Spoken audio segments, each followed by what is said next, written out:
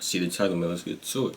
Well, LeBron James was at it again, passing Kareem Abdul-Jabbar in yet another longevity metric Monday night when the Lakers got absolutely curb stomped by the Philadelphia 76ers by a score of 138 Oh yeah, I heard about this. I ain't watched this game. James logged 29 minutes in the humiliating defeat while registering an almost unbelievable team low -30 for the game. Meaning, the Lakers got outscored by roughly 1 point per every minute the king of hollow accomplishments played. You know what I'm saying? This is one game sample size, though. You know, if you compare it to the full season, you know, I'm just saying, you compare it to the full season, the Lakers with LeBron off the court are very bad. You know, if you compare it to the full season, you know, when LeBron's on the court right now, the Lakers are much better. So, you know what I'm saying?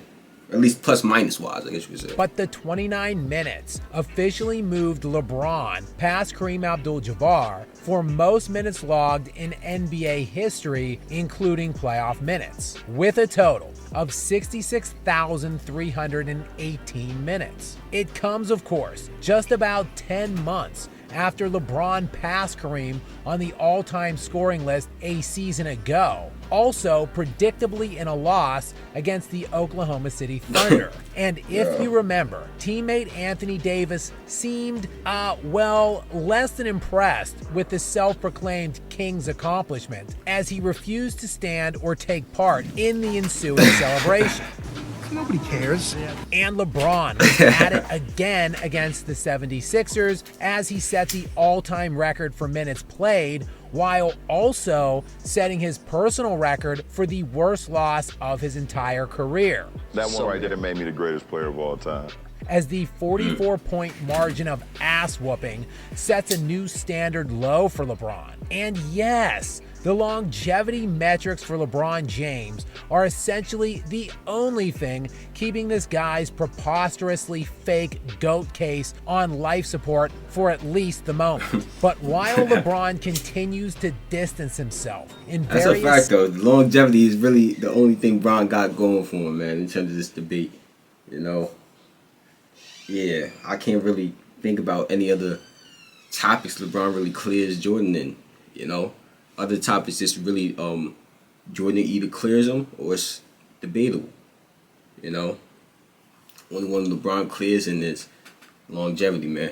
Longevity, man. I can't lie. As he continues to play vastly longer and more minutes than virtually every other all-time great in NBA history, it begs the question, what are the stats and records LeBron is setting that no one is talking about? For instance, does anyone notice that LeBron is by far the leader? Nah, yeah, he be wilding with the turnovers, bro. I ain't gonna lie. It's just sometimes, bro, it's be lazy shit.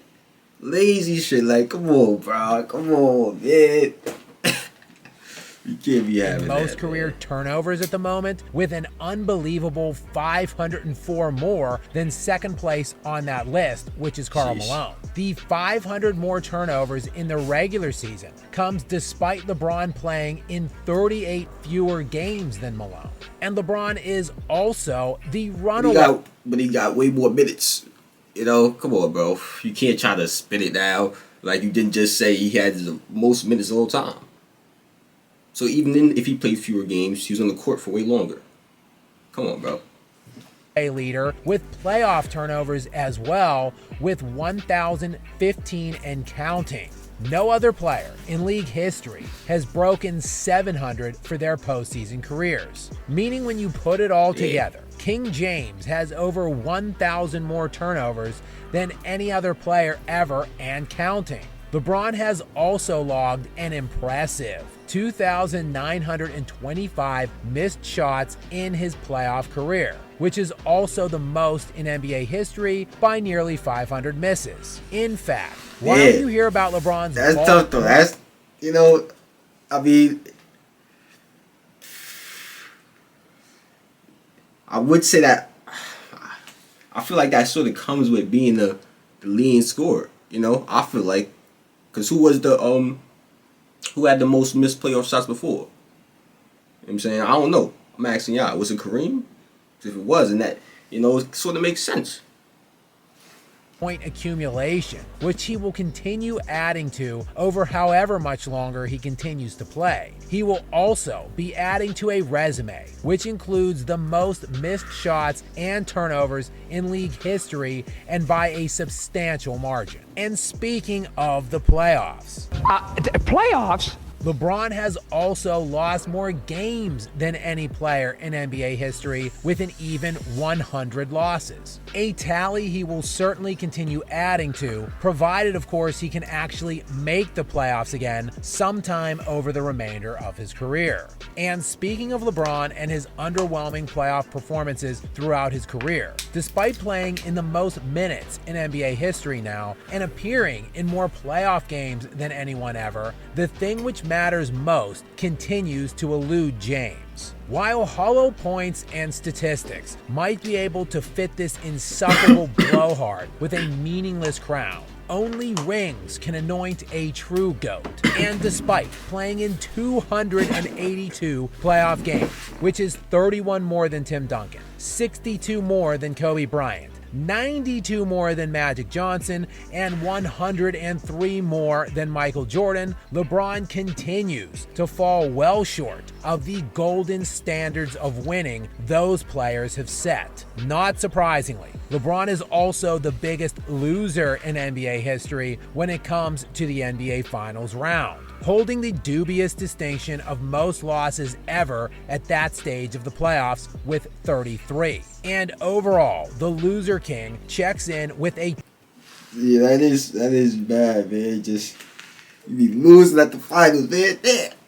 That just 22 and 33 record in his NBA Finals career, en route to those legendary 6 losses in 10 Finals appearances. Not 2, not 3, not 4, not 5. And I know what you might be thinking. LeBron just didn't have enough help in those series. But LeBron was squarely in the vast majority of those games and those series, even the ones that appeared to be lopsided defeats. In all, James found himself in a one-score game in the NBA Finals in 21 of the 55 career games he played, or nearly 40% of the time. Comparatively to one of his peers, Kobe Bryant, who was in 16 such games of his 37 total finals games, or just over 43% of the time. What I'm saying is these two played in a lot of close finals games. And in the final 2 minutes of those one-score games in the finals round, LeBron shot just 8 of 29 for 27.5% while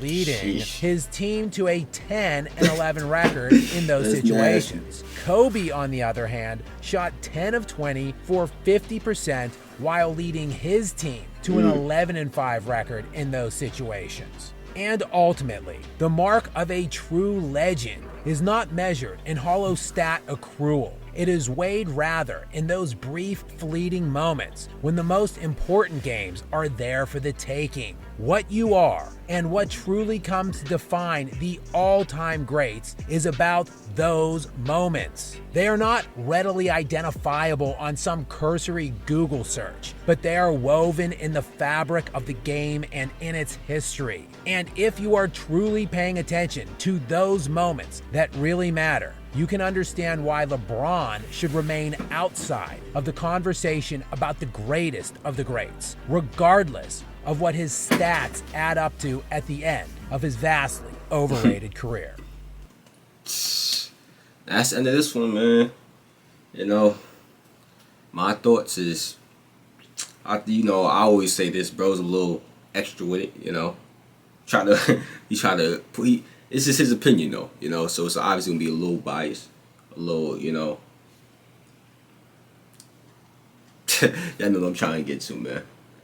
Yeah, bro, Brian is definitely, I feel like you are able to talk about him amongst the greatest of the greats, for a fact, and that's without a question, And